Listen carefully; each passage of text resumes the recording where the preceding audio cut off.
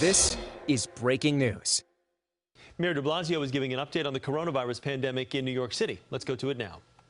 Nation since the beginning of our effort. The official number as of this morning, 3,455,877 vaccinations. We're going to, I think, likely surpass 3.5 million in the course of this day. And this is what it's all about, getting more and more New Yorkers vaccinated. We're seeing a great response out there. More and more people want to be vaccinated. There's less hesitancy, even though there's some for sure, there's less. And more sites around the city. And these ideas go together. The more sites you have, the more you get to the grassroots with the vaccination effort, the more community organizations and community leaders are involved, the more people trust the vaccine and are ready to come forward and get vaccinated themselves. And that's good for all of us because we need to hit our goal, 5 million New Yorkers fully vaccinated by June. That is crucial to a recovery for all of us, that we get as many people vaccinated as possible, as quickly as possible. So one of the things we're focused on is working with houses of worship. Obviously, people have a deep sense of connection to the houses of worship in their lives, in their communities. And we have pop-up vaccination sites at a number of houses of worship. We've been doing this over the last few weeks. We've found really great success and great efforts by the faith communities to reach out to their congregations and get people to come in, really reaching people who previously hadn't heard the message about vaccination or hadn't got all the answers they wanted. Now they're getting those answers and they're coming forward. So this week, we'll have vaccination sites at Leviticus Church of God in Queens, at the Christian Cultural Center in Brooklyn, Good Shepherd Lutheran Church in Brooklyn, and First Corinthian Baptist Church in Manhattan. And we're going to continue to expand this effort across different faiths, different houses of worship, because it's working. This is a key part of our grassroots effort, in addition to all the other things we're doing, folks going door to door, signing up seniors for vaccine, the many grassroots efforts that are working. You're going to see a lot more of it in the weeks ahead. Okay, now, when we talk about recovery for all of us, when we talk about bringing this city back strong and bringing it back better and bringing it back fairer, well, we got to talk about our children. We got to talk about how to do right by our kids, how to give them the future they deserve, how to help families, how to help working people who were struggling before the pandemic and have dealt with so much in this last year and are going to be dealing with a lot in the years ahead as we recover. Well, I'll tell you something, what I learned a long time ago. If you want to help a working family, give them free early childhood education. We learned this with Pre-K for All, a game changer for so many families. Knowing that early childhood education would be there for their child for free, it would be accessible, it would be easy, there would be no question whether it would be there for them, it would be stress-free. That's the model we created with Pre-K for All. It has become a national model. I am thrilled to hear that President Biden is thinking of including Pre-K for All as part of his next recovery plan, because this is something that would have a huge impact for this country.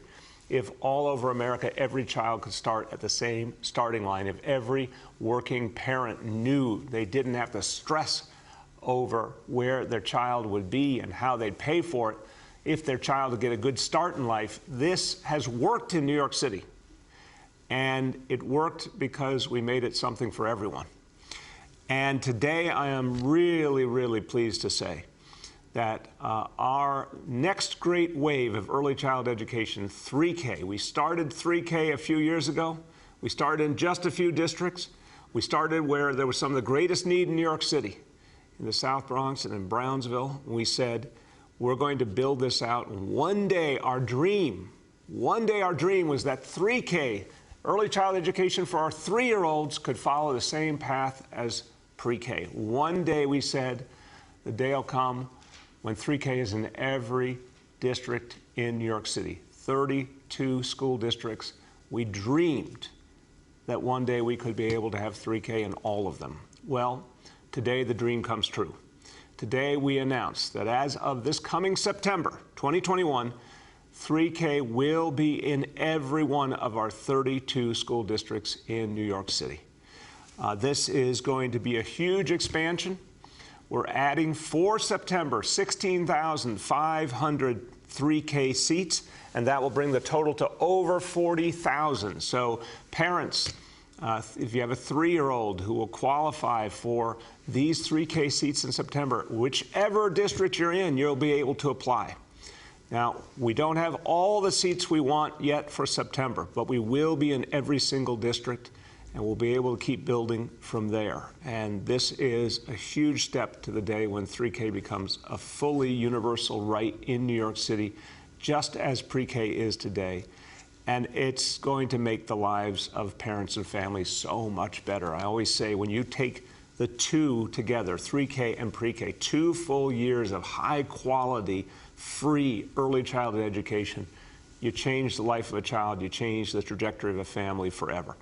And we saw that this morning, incredible, in East Flatbush, Brooklyn, at Phil's Daycare Center. What an amazing place. I know the Chancellor, who will speak as an educator and as a mom, was as moved as I was. These kids, you know, little kids telling us the words that they could say in Spanish, going over the addition they had learned, the mathematics they had learned, just spontaneously wanting to tell us about everything they learned. And there was so much energy and so much joy. And these are, you know, this is what happens when 3-year-olds and 4-year-olds have a chance. Their minds are incredibly ready to learn, and extraordinary things happen. So we saw it this morning, and this is the shape of things to come. And here to talk to you about the expansion of 3K to every district in New York City, our Chancellor, Misha Ross Porter. Good morning, and thank you, Mr. Mayor. This is absolutely a big deal, expanding 3K for all citywide across all 32 school districts. It couldn't come at a better time, you know, as New York City turns the corner on this virus and we want to get our families back to work. What an amazing opportunity for so many of them. You know, early childhood programs are where it all begins, and I remember being in my own early childhood program at Edgemere Redfern Daycare in Far Rockaway, Queens, where my Aunt Brenda was my teacher, and I got my foundational grounding there. And I remember as a parent when Jordan started 3K at St. Mark's Pre-K in Harlem, and the amazing work the teachers did there for her. But it wasn't free, so this is a game changer for families today. You know, today at Phil's Academy in Brooklyn, Miss Abena, thank you so much for building an amazing school environment. And we have something in common. We come from a family of educators that have been building and working in schools forever. The mayor and I got to learn Spanish from Xavier and Madison. We got math lessons from Xavier and Madison. We also got to follow our shadow. And I'm going to have to tell Xavier I lost my sticker, but he made sure I got a heart before I left there this morning. But again, the best part is that it's going to be free, and it's going to save New York City families about $10,000 a year. And so we can put that in the college savings plan. You know, this is important to so many communities. I remember when we started in District 7 in the South Bronx and what opportunities that provided for families. And I remember when I became superintendent of District 11 in the Bronx, the first thing I was able to do was open pre-K classrooms. And I want to thank Deputy Chancellor Wallach and Stephanie Crane and the team for making this happen. I'm so grateful to our early childhood providers for the way they continue to show up for our children every single day, and with such joy and love and compassion. And you saw it. You saw it across all of the young people's faces who were so excited about learning. And the parents, the look of hope and excitement as they brought their children into school this morning. And so this exciting time for expansion aligns with our plan to achieve pay parity for early childhood education teachers by fall 2021, a goal we are on track to reach. And as we look ahead to next year, I want to make sure I get this right. I encourage families who are interested to apply for 3K or pre-K at myschools.nyc or over the phone at 718-935-2009. These new programs will be coming online in the coming weeks, so you can learn more also at nyc.gov/pre-K. I'm sorry, nyc.gov/3K. And I'm going to pass it back to the mayor, but we still want to know more about how the Gruffalo ended. The Gruffalo, The yes. Gruffalo. I was very struck. We were in the middle of a story being read in the classroom, and then the Chancellor and I had to come here. So we're going to wonder for the rest of our lives about this story. Gruffalo. Chancellor, I do have my sticker. I want you to see. okay? You got to take care of your sticker next time, okay?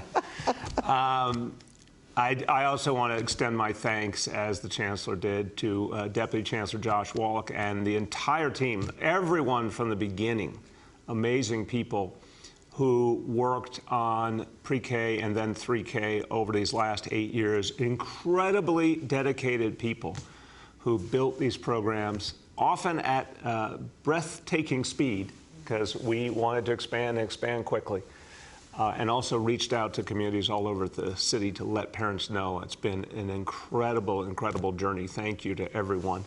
And I want you to hear now about what this means for a family in this city, what it means to have access to free, quality early childhood education. I'm going to turn to Lydia Vargas, and you should know that her son attended 3K last year, is enrolled in pre-K now. And Lydia is going to give you a sense of what it means to have this for her family. Lydia, welcome. Thank you, Mr. Mayor. Hi, everyone. My name is Lydia Vargas. I'm a mother of two. My son, Jacob, he is right now enrolled in the pre-K for all. It's located in the Bronx, and anyone who is a parent knows the nerve-wrackedness or the excitement it is to enroll your child in a program. And I'm so happy and thankful that this program was extremely, extremely great for our family. The program in our community was the perfect place for my son to get a head start in school, and the teachers and staff always go above and beyond to support us. Even when the pandemic hit, they got to work right away to communicate what was happening to the families and share resources we could use at home just to provide more information on what was going on. I remember sharing so many posts on the Class Dojo app of Jacob doing arts and crafts that the teacher provided over the app in Class Dojo. 1 year later, I am more than grateful than ever for this program. Jacob is able to attend pre-K 5 days per week, and he has so many friends from his 3K still with him today. It gives him something to look forward to each week, and I can't wait for the day that the little one, my 1-year-old son, is able to attend as well the pre-K program. Child care programs are so expensive nowadays. I was furloughed during the pandemic. Having access to this program, free program, may I mention, has meant the world to us as a family and other families that I know as well. 3K for All was created thinking not just for the students, not for the children, but as well as the parents and the family, and we're grateful for that. I can't imagine a better opportunity to give to my son a great education surrounded by people who love and care for him. And I can't wait to enroll my 1-year-old in the school as well. Thank you, Mr. Mayor. Thank you. Excellent, Lydia. Thank you. Thank you for telling the story of your family, and I'm so happy for Jacob that he's doing so well. Thank you. And I'm glad that your next child as well will have the chance. And this is the beauty of pre-K and 3K, what it does for families. And I want to just say, this is an amazing moment, and it's really been a team effort. Of course, we're able to now get back in the game with expanding 3K, in part because of the federal stimulus. So we're so thankful to President Biden, to Majority Leader Chuck Schumer, to House Speaker Nancy Pelosi, our entire delegation in the Congress for fighting for a stimulus that had a lot of focus on education. That's tremendously important. But also, the whole way through, we've gotten incredible support for pre-K and 3K from the state legislature and especially from the city council. This was a huge endeavor from the beginning. For us to achieve it, we needed the help of the city council, not just in terms of the city budget alone, but for those of you who remember the beginning of pre-K and then 3K, we needed a lot of help community by community, identifying the locations, getting organizations, grassroots organizations to join in the effort. And the city council played a central role from the beginning. So this expansion also has been something the city council has been pushing for and has made very clear to the administration that they thought should be a priority as we plan ahead. And I'm very thankful for the City Council for that support and that firm commitment to 3K. I want you to hear from some of the council members who have been a part of this effort, who have fought for 3K for their communities and are here to celebrate the fact that it will be in every district. First, I want you to hear from Brooklyn, from someone who really fights for her community and particularly understands, as a mom herself, how important early childhood education is. Council member Lori Cumbo.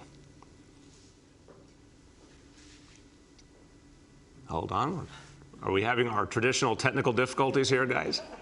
Sure. So I think we tacked. Hello? There you go. Here I am. Good morning. Good morning, Mayor de Blasio. How are you today? I am feeling great because it's Universal 3K Day. So. Yay! And nobody could be happier. It's such an incredible opportunity. I'm home today.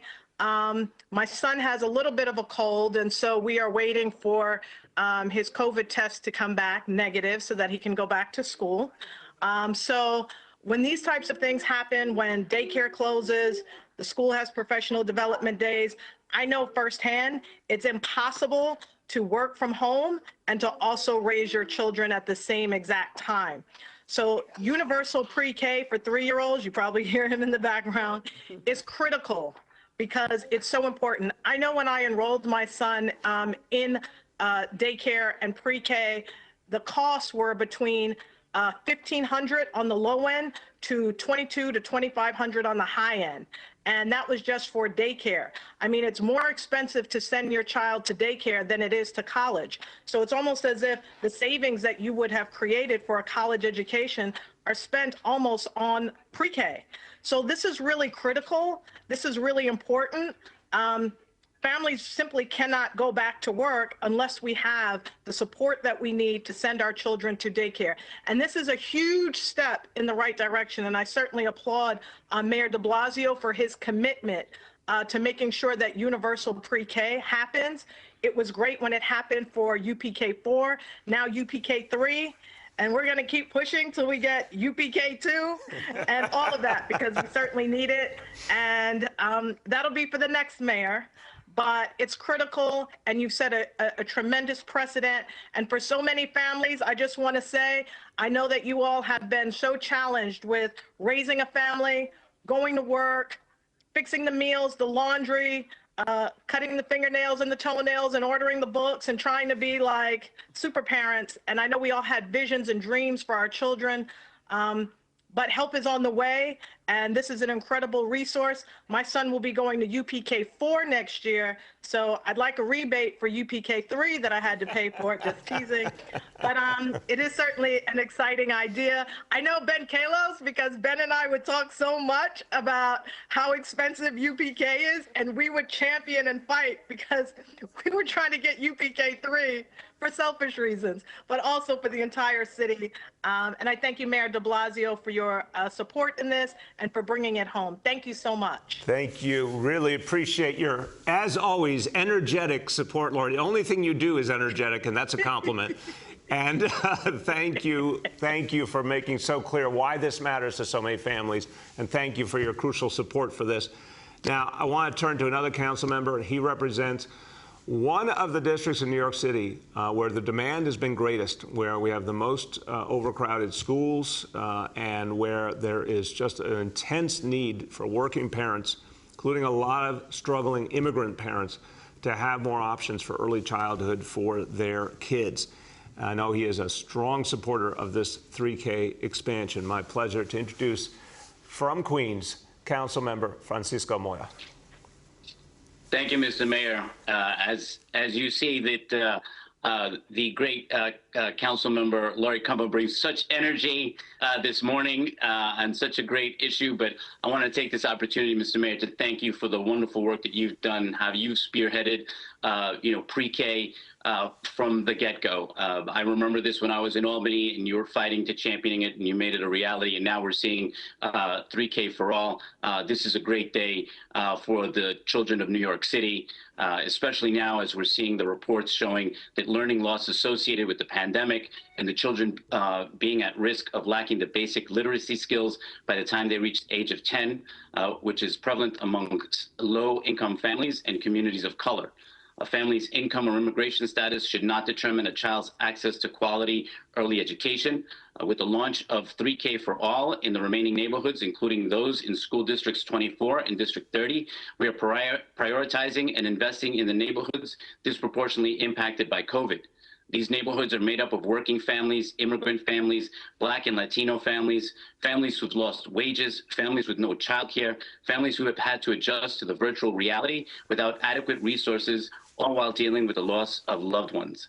3K for all means New York City is making access to early childhood education equitable, not just for people who could afford it. It means families can go back to work sooner, especially given the negative economic impact over the past year. It means children of lower socioeconomic status won't have to play catch up and will have a real opportunity early on to adjust to school and learn critical social and emotional skills. It means knocking down the language barrier for immigrant families whose children's first language is not English. This is a step forward in reducing the racial gap in education, and we are sending a message to our communities that we are invested in their families' future, and we are ensuring that their children have the resources necessary to put them on a path to success, no matter their background. We cannot risk stunting children's intellectual growth. The time is now, because every child deserves a shot at success. And thank you to you, Mr. Mayor, for making this happen. We couldn't have done it without you. Thank you. Thank you. That's so kind of you, Council Member, and thank you for being such a strong supporter of pre-K and 3K in Albany and here. Thank you so much. And I want to hear from one more council member, and I will say this as a compliment. He has been slightly obsessed with the expansion of pre-K and 3K in his district. I appreciate that. I appreciate that he has brought immense energy to bear, and it's real interesting when council members come to you and they say, hey, there's something we really need to focus on. I need to talk to you about it. It's heartening to me where the thing that brings out the most passion is early childhood education. That has been true for Councilmember Ben Kalos. He has talked to me about this dozens and dozens of times over the year, and I'm really happy that we can have him join us on this day where this dream is finally being realized, and 3K will reach his district now. From Manhattan, Councilmember Ben Kalos. Good morning. I'm Councilmember Ben Kalos. My daughter is 3 years old, and 3K for all is a lifeline that will make it easier for countless families like mine to stay in New York City and thrive. My family will be applying for 3K today. After this pandemic forced our children into isolation for a year, New York City parents will be relying on 3K for all to help our children catch up. Childcare on the Upper East Side starts at $30,000, and that's if you can get a seat. Few can afford this, and countless families have told me that childcare costs were the straw that broke the camel's back and forced them out. This was even before the pandemic. 3K for all is a game changer, giving every child the fair start that they deserve.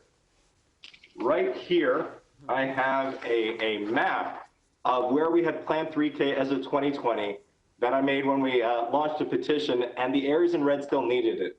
If you counted, that's half the school districts in New York City and about 2/5 by population and land mass. Today's announcement turns its entire map blue, and Mayor de Blasio, this petition is coming down today. Child care weighs heavily on couples as they plan for a family. Can they afford child care? If not, can they afford for one parent to take time off? How long will that gap be? Will their career ever recover from that gap? Which parent will that be? Now, to be honest, in heterosexual couples or with single parents, that parent is most often a woman. 3K and pre-K, the times the family must struggle to find childcare, from 5 years down to 3 years, which is a big help and 2 big steps in the right directions. Countless families, including mine, are breathing a sigh of relief with today's announcement. Full disclosure is that my advocacy started long before we even got pregnant with our daughter. I want to thank Majority Leader Lori Cumbo for her partnership, We have elected officials who live in their districts and have families precisely so to fight for the services for our children. I couldn't be prouder to have you on the council. I know I've been persistent about getting UPK and now 3K rolled out, but this was too important for our children's future to leave up to the next administration. Mayor de Blasio, I've been asking you for this for so many years. What will we talk about? What will we ask? Now, I'm only half kidding here because there's a laundry list, but in all seriousness, I want to thank Mayor de Blasio for staying true to his word and making universal pre-K a reality and now 3K for all by 2021. When we both have our vaccines and it is safe to do so, I'm going to walk over to Gracie and I'm going to give you, Mayor de Blasio, a big hug. When the mayor said he was yes to bringing 3K for citywide, I literally jumped for joy, sighed in relief. I know that getting it funded is only the first step and that finding sites, particularly in the Upper East Side of Manhattan, can be a challenge.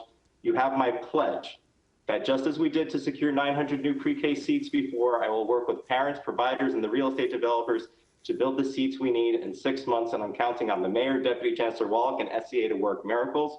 Mayor de Blasio, you did something no one else even tried to do. You got universal pre-kindergarten done in the largest city in America. You brought it into the national dialogue, and now President Biden is taking the idea seriously.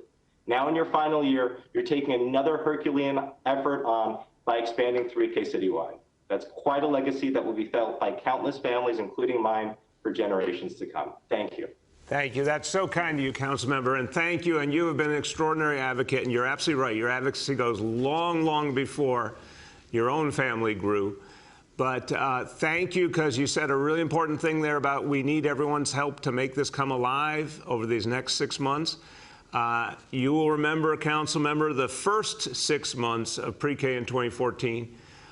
Very exciting time, but to quote Lydia, nerve-wracking as well, as we were trying to find all the right space and make it work. Well, we're going to do it again with your help, Councilmember, and your colleagues, and we will find the space.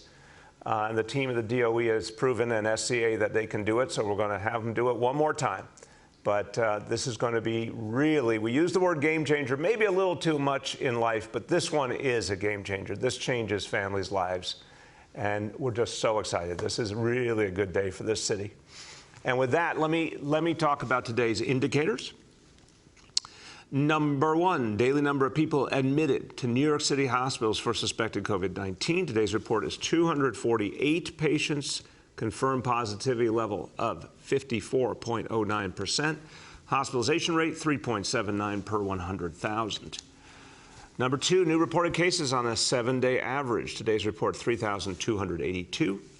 And number three, percentage of people testing positive citywide for COVID-19. Today's report on a 7-day rolling average, 6.36%. I'm going to say a few words in Spanish back on 3K. Hoy tenemos noticias increíbles para niños y padres en toda la ciudad de Nueva York. Estamos extendiendo la educación infantil gratuita 3K a todos los distritos escolares. Este es un gran logro para las familias trabajadoras. Así es como creemos una recuperación para todos. With that, let's turn to our colleagues in the media. And please let me know the name and outlet of each journalist. We'll now begin our Q&A. As a reminder, we're joined today by Chancellor Porter, by Josh Wallach, the Deputy Chancellor for Early Childhood and Enrollment, by Dr. Choksi, Dr. Katz, and Senior Advisor Dr. Jay Varma. First question today goes to Andrew Siff from WNBC. Good morning, Mr. Mayor, and everyone on the call. Mayor, there's a new poll out in the mayor's race today that shows 50% of New Yorkers are undecided with less than 3 months to go until the primary. Does that number surprise you? What do you make of it? It really doesn't surprise me, Andrew. Look, I think you've got a big field of candidates. We're in the middle of a pandemic, and folks are so focused on, their own lives and taking care of their families. And there's, I think, a good reason why folks still have not been able to focus a lot yet. But, there's 3 months to go. There's certainly time for that to happen. It will happen, inevitably. But this one is developing more slowly, I think, than other elections we've seen. Go ahead, Andrew. is on a different topic on behalf of my colleague, Sarah Wallace. This is about your Department of Correction. You have said that triple shifts by correction officers are unacceptable. We have documents that show there were 58 triple shifts at one jail last weekend. Is your commissioner ignoring your mandate? Are you prepared to commit to hiring more officers? Look, we absolutely do not want triple shifts. There's no question about that. And I'm going to get an update today on why that was necessary in that situation. But we have, historically, as you know, we had a really substantial number of hires of correction officers because we used to have a real big issue with overtime. That's been much less of a problem now because the number of folks incarcerated has gone way down, and that's a good thing. But sometimes I think there are aberrant situations. We got to make those, very, very rare, if not never. So I don't want to see this going forward. I'll follow up on this today. And if we have to make some adjustments in terms of personnel to avoid the triple shifts, of course we will. The next is Christina Vega from Chalkbeat. Mayor, Chancellor. Hey, can you hear us, Christina? Yes, can you hear me? You sounded real light. Just speak up a little bit. Can you hear me? There you go. It's better? Okay. So my first question is, if the city can create 6,500 new 3K seats, why not address the persistent shortage of preschool special education seats that leaves certain families without services or instruction? Well, Christina, we want to get to work on that too. Look, the goal here is always to be as universal as humanly possible. And as you remember, pre-K started in stages. 3K obviously started very small and built up. We want to reach every child in every way, but that will take some time to put the pieces together. So 3K will be in every single one of our 32 districts in September, but there's more work to be done to reach every child, and we will continue that work, and we'll have more to say on that soon. Go ahead, Christina.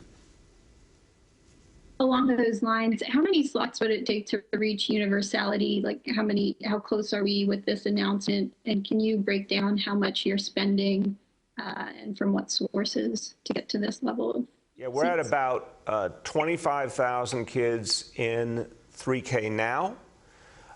We will be adding 15,000 seats for this September 2021, so it'll take us to 40,000 plus. We believe that the natural maximum here is something like 60,000, 61,000 kids. So we want that to keep building fast over the next year or two. And the budget, we'll get you the updated figure, but adding this is a substantial investment. But again, as a matter of priorities, this is, to me, unquestionably one of the highest priorities we can have in this city, and certainly one of the highest priorities within education. If you get early child education right, everything else works. I'm going to turn to the Chancellor on this point because she is a lifetime educator. There's lots of choices to make, always within a budget. But what I've felt from the beginning is the investments in early childhood education, they have a profound impact on families, as you've heard.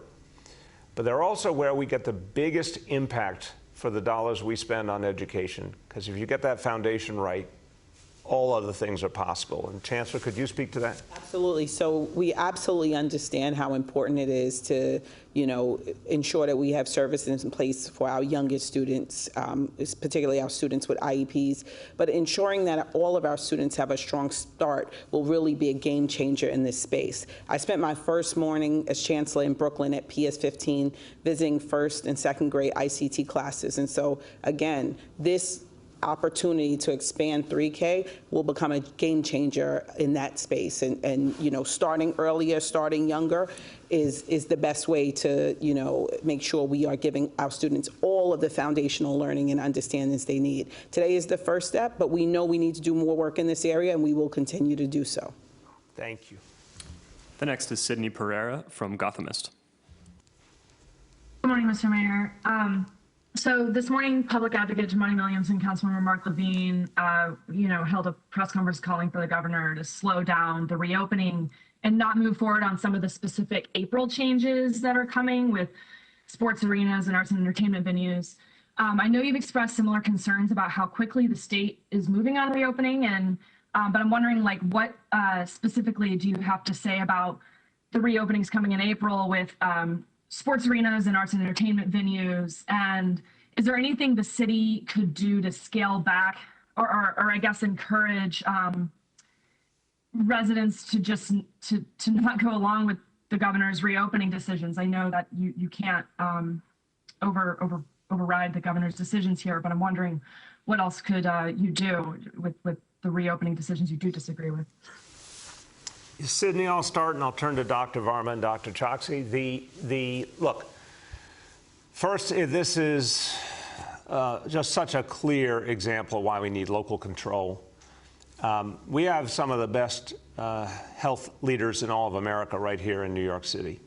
And they've been consistently clear about the fact that there's some things that can be done safely and other things that can't be at this point, especially while we still have the real questions about the variants.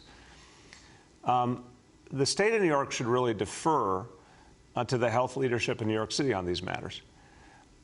Once they make a decision, to your bigger point, Sydney, it's hard to tell people this is how you should or shouldn't respond to a decision by your own state government. But I think what we do consistently is say we're going to implement the decision our own way, which means a lot of public education on how to go about things the right way, a lot of inspections, obviously, and educating folks in each facility about the right way to do things.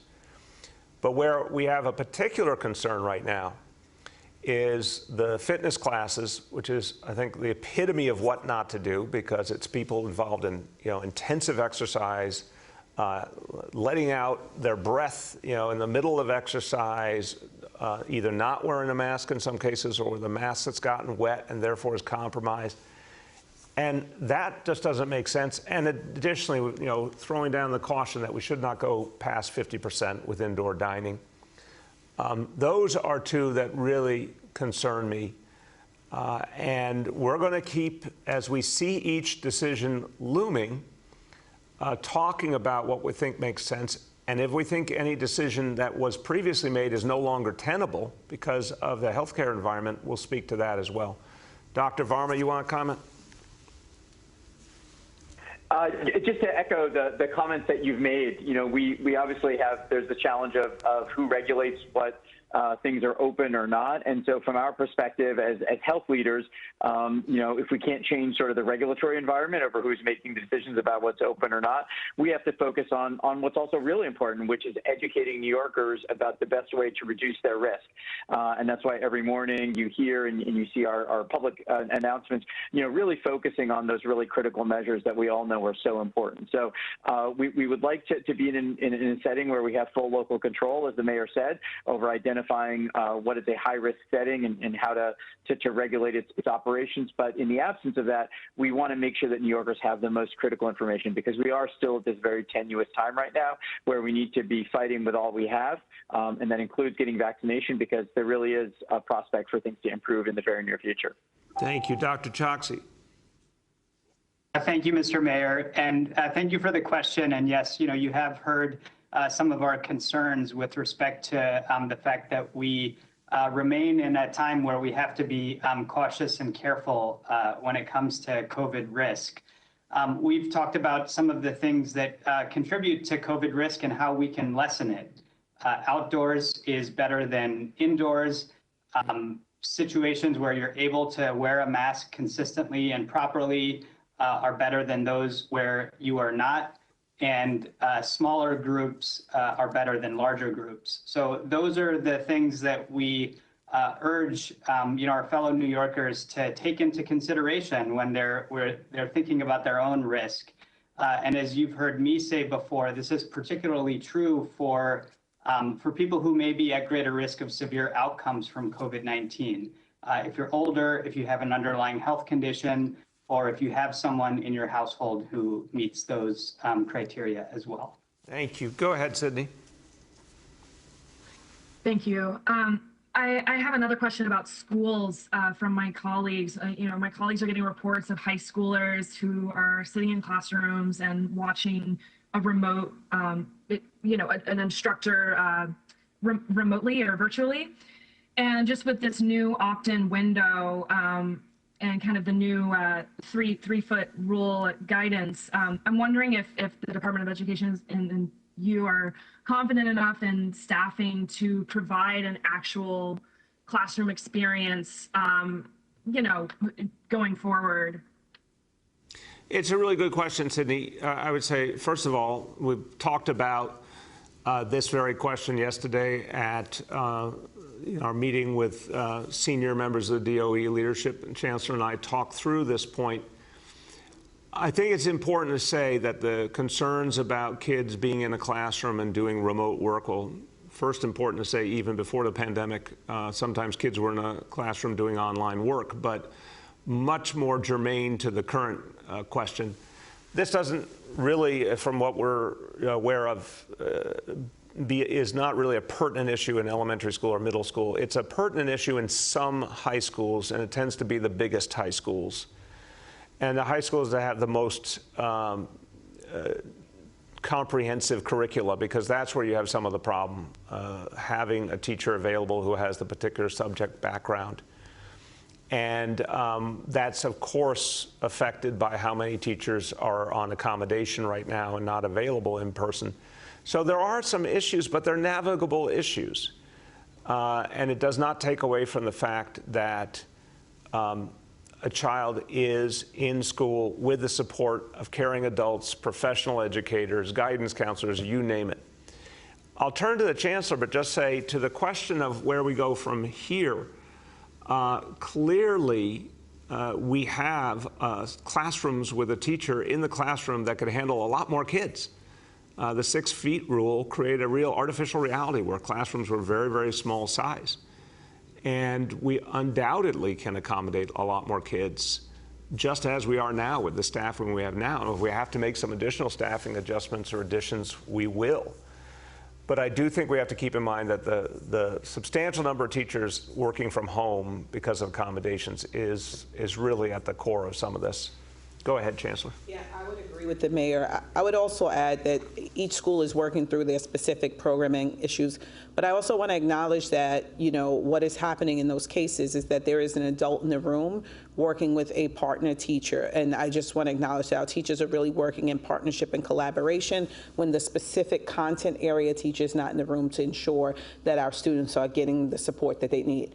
Listen, I'm a high school parent. My own child, Jaden, is back in 10th grade, and she was so excited about just being back in school, just connecting with her teachers, just connecting with her classmates. And so part of this is about socialization, but we understand the need to ensure that we are wrapping ourselves around our students, and getting them back in school. And to the mayor's point, our lowest numbers are actually in high school, and so we feel confident that we'll be able to support more families coming back in. Thank you. Go ahead. The next is Aaron from Politico. Hi, Mr. Excuse me. Hi, Mr. Mayor. Wanted to ask about the Open Streets program. We had a story this week that a quarter of the open streets that were originally opened have since been closed and taken back by cars for a variety of reasons. Some because they rely on volunteers who just didn't really have the bandwidth to keep it up. Some because cars were just kind of not respecting the restrictions. So I'm basically just wondering, with your promise to make the program permanent and expand it, is there anything you can do to make sure that these streets, once they do open, are actually, can continue for the long term? Yeah, thank you, Aaron. I think obviously, the winter weather also affected the equation in terms of people wanting to be out. But yeah, we want to go back as we're getting ready for warmer weather again, figure out the right places for open streets, the right number. Yeah, we do need, there's a certain amount of staffing that goes with them. That has to happen. We got to sort that out. But I think we also found with everything we do, some places worked really great. Most places worked great. Some places didn't work as well as planned, and new options will be looked at. But I'm very confident that Open Streets is going to be a big part of this year in New York City and the future. It was an incredibly positive experience. And we just got to keep improving it and fine-tuning it as we go along. Go ahead, Aaron. Thanks. And then I want to follow up on your announcement about city workers coming back to the office yesterday and clarify something, because the unions and some others have expressed concerns about, needing better safety regulations to make sure it's done safely. With regards to masks, I believe that you said, oh, well, there are some people who are just, off by themselves and not around anyone, and so they won't have to wear a mask. But with respect to, I think we're mostly talking about office workers here because the front line of people are already in person. So if you're in a setting where you're in an office and there are other people in the office and the desks are 6 feet apart, do you have to wear a mask? Is that mandatory or not? And if not, why not? No, it is mandatory. We needed to do a better job of clarifying that. I'm glad you raised it. We'll make sure the written guidance is really clear. People have to wear masks in offices, period. We were referring to the fact there are some aberrant situations where, you could have a late shift or something where there's very few people around. But the basic rule is clear. Folks coming back, city workers coming back to serve the city, we want to keep them safe. We want to keep each other safe. Of course they have to wear masks. Go ahead. The next is Sean from the Daily News. Yeah, good morning, everyone. I wanted to get your latest thoughts on the situation in Albany. In a little bit, Governor Cuomo is going to take. Okay, I apologize for the webpage that sprang up. Governor Cuomo. This just proves it's live TV. Go ahead, Sean. Totally. The casualties of multitasking. Governor Cuomo in a little bit is taking questions from reporters for the first time in a while. What do you want to hear from him at this point in time?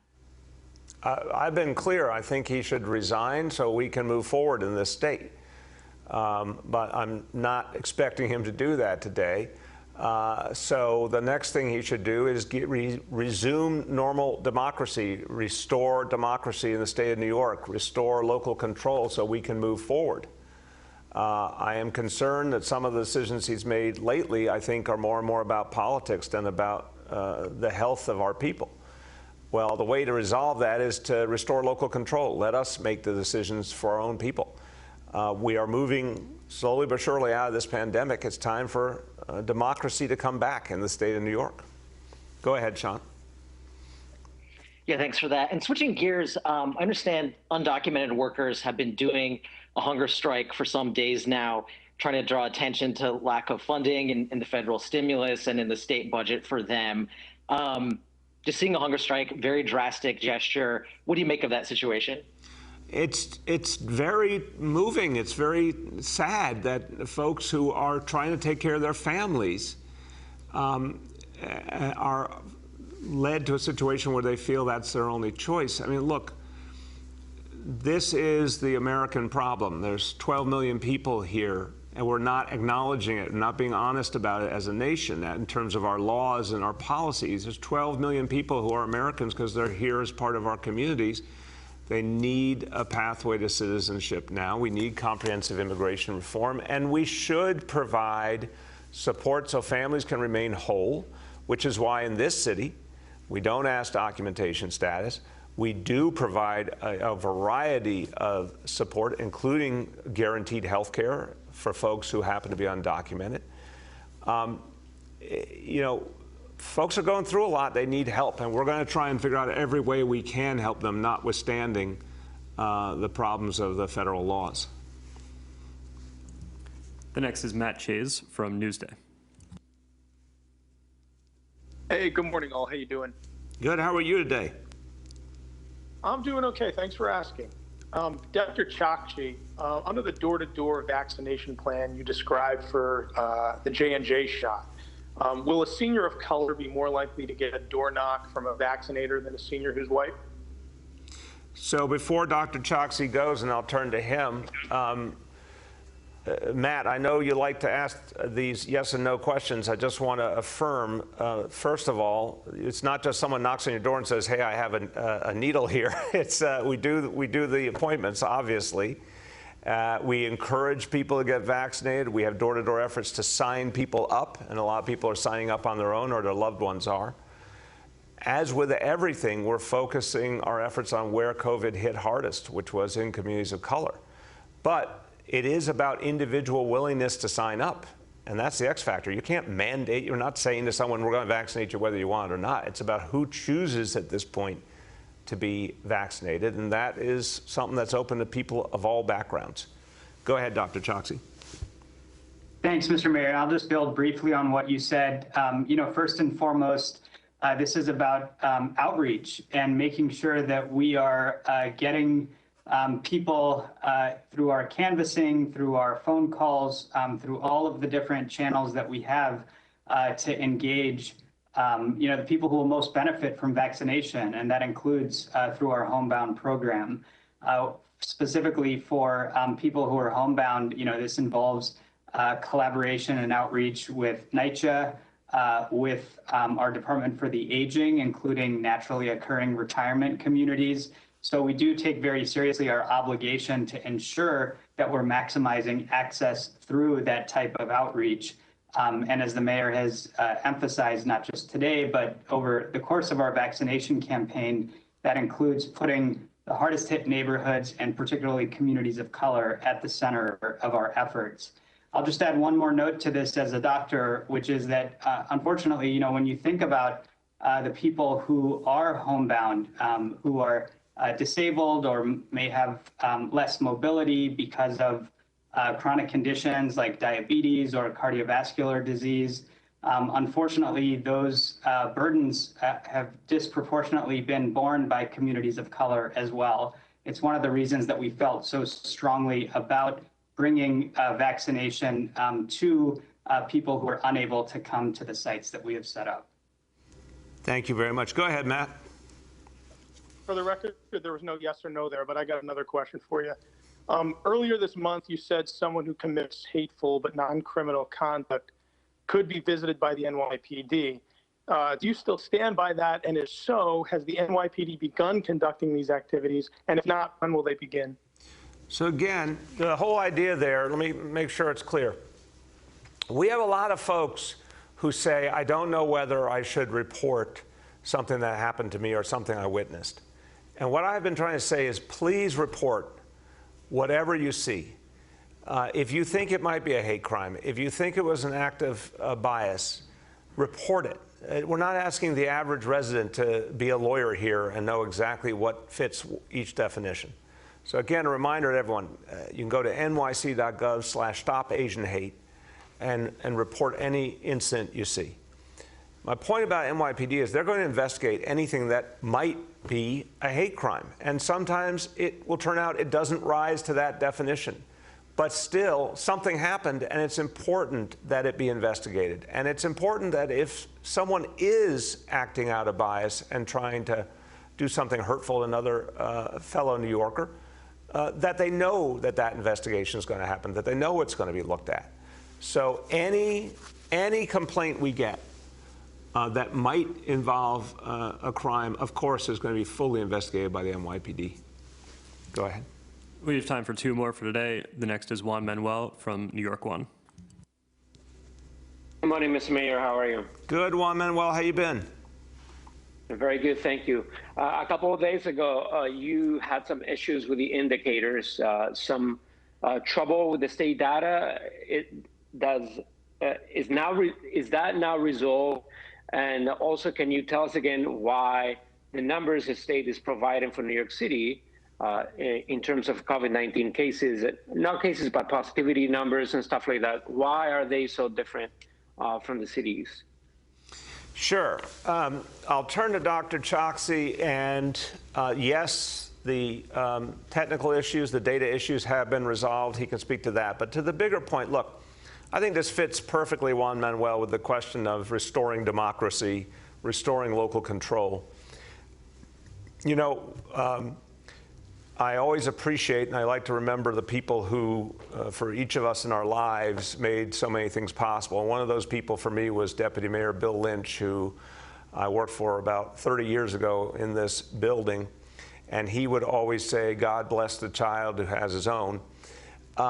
We in New York City, we have to have our own information. we have to have our own data. We have to protect our own people. The CDC today, Juan Manuel, we can respect the professionalism, we can respect the objectivity. There is not political interference, but we all know during the Trump administration, a lot of times the healthcare leadership was being compromised and threatened and limited. So we didn't even know if federal information was accurate. The state of New York has their own methodology, and we don't always agree that it's the most rigorous methodology. Sometimes I am concerned that it might be a more subjective methodology, or there might be political considerations in the data. We want the data to tell us the whole truth. We want to be led by the data and science. So the New York City Department of Health, which is respected all over the country, has a rigorous methodology, and we believe that is the most accurate read of what's happening in New York City. And we're going to stick by it, because if we have the facts, we can protect our people. But we're not going to depend on anyone else to understand the facts of New York City. We'll do that for ourselves. Go ahead, Dr. Choksi. Thank you so much, Mr. Mayor. And yes, first on the technical issue, I will confirm that has been resolved. The daily indicators and the vaccination data on our website are being refreshed this morning as per the usual schedule, and the rest of our public website will be refreshed this afternoon, which is also our regular cadence. So we've worked through those issues that were originally, a problem with some of the state data coming through to us, and so that is all resolved. It gives me a chance to say how grateful I am to the health department's data team, which has been working night and day throughout this pandemic, in particular, to give us what you've heard me characterize as the lifeblood of our COVID-19 response. Everyone from the mayor on down looks at these indicators, not just daily, but sometimes multiple times a day, so that we can understand the trajectory of this pandemic and make the critical decisions to protect New Yorkers based on that data. And just as was said, we will always follow the most rigorous scientific standards in figuring out how to analyze the data and communicate it to New Yorkers. Thank you. Go ahead, Juan Manuel. So just to be clear, Mr. Mayor, do you or your health department think Governor Cuomo or his health department are cooking the numbers? I would say, and I'll let Dr. Choksi speak for himself, I would say I believe our numbers are more accurate and more consistent, and I know our numbers are based on objective science, and I can't say that about the state. Go ahead, Dr. Choksi. Thank you. And, I can't speak for the state health department, of course.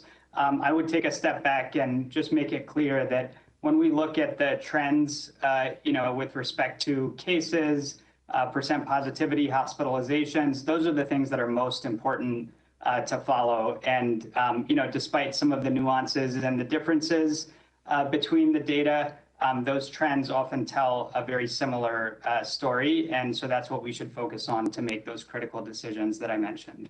Thank you. Go ahead. Last question today goes to Nolan from The Post. Hey, good morning, everybody. How you doing, Nolan? I'm all right, Mr. Mayor. How are you? A good day, Nolan. It's a good day. I was with 3-year-olds and 4-year-olds. I'm feeling hopeful. Oh, that's good to hear. You've been asked if the Department of Education would be able to report how many kids are actually getting in-person instruction in city schools. You've said that number is constantly changing, so it doesn't make sense to release it. The city releases all kinds of stats that are regularly updated, whether it's the testing stats for coronavirus or crime stats from the New York City Police Department, or even attendance stats from city schools. So what's the holdup in telling the public just how many kids are actually getting in-person instruction with schools reopened? No, Nolan, look, it's a good question. I want to make sure, I think, first of all, yes, we should get more information out on this, but we should make sure it's accurate in what is literally an ever-changing environment with our schools. But what we can do is this. As I said, this, from everything I've seen, is not an issue at the elementary school level or the middle school level in any meaningful way. It is a problem with larger high schools in particular. We talked about this at Department of Education yesterday, how to get more comprehensive data together on this and how to continue to address it. If it's a subject expert who's at home on accommodation, but they're needed to teach that subject in a school, of course that child is going to learn online even if they're in the classroom. But as you heard the Chancellor say, with the support of a teacher in the classroom as well. But whatever specifics we can pull together to give you and others a sense of exactly the shape of this, we should do that. And that's something I'm happy to see us do. Go ahead. Secondly, your administration has made changes to the city's transportation infrastructure a hallmark of your recovery and reopening vision.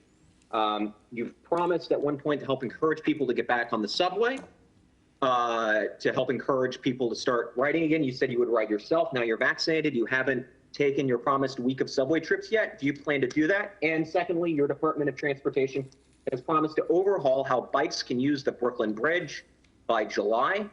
Will you promise to ride whatever bike infrastructure exists on the Brooklyn Bridge by the end of July? Yes and yes. I will happily. I'm really looking forward because we need that change on the Brooklyn Bridge. I'm looking forward to that day, and I will happily participate on a bike for sure. And yes, the subway trips, I'm looking forward to that too. And it's something I think is important. We obviously saw last week the highest ridership in the subways we've seen since the beginning of the pandemic. I think you're going to see more and more people coming back. I want to encourage it, and certainly we'll be out there showing that. So we'll schedule that soon.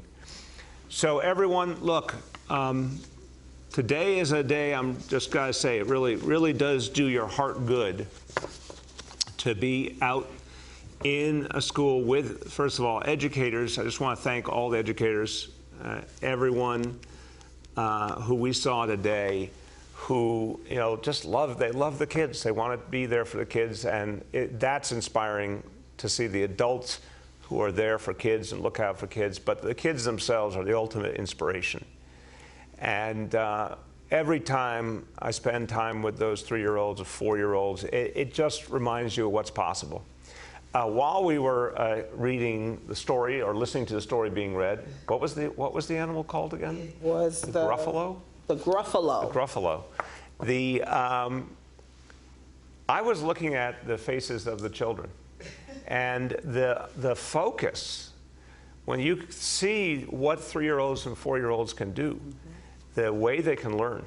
We say they're like sponges. Well, the science would say that they're at the point of greatest intellectual development in our lifetimes. It happens in those first years of life, and when you're watching these kids, they're just focused, they're feeling it, they're so energized about it. The children bragging to us about what they could say in Spanish, even though it wasn't their native language, and showing what they could do, the addition they could do. It was just beautiful and hopeful.